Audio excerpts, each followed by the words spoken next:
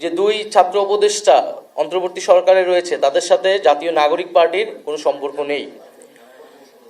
তারা গণ অভ্যুত্থানের প্রেক্ষিতে গণ অভ্যুত্থানের প্রতিনিধি হিসেবেই সেই সময় সরকারে গিয়েছিলেন, আমিও তাদের মধ্যে সেই সময় একজন ছিলাম।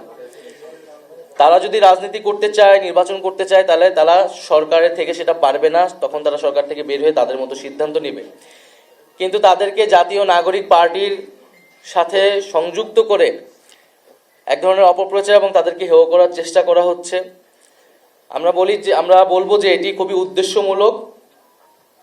গণ অভ্যুত্থানের প্রতিনিধি আকারে তারা গিয়েছে। আমাদের শহীদ পরিবার এবং আহতদের পুনর্বাসন, বিচার, সংস্কার, এই গণ অভ্যুত্থানের আকাঙ্ক্ষাগুলো তদারকি করার জন্যই তারা গিয়েছিল। ফলে এটা তাদের সিদ্ধান্ত, তারা সরকারের থেকে কখন বের হবে, আদৌ হবে কিনা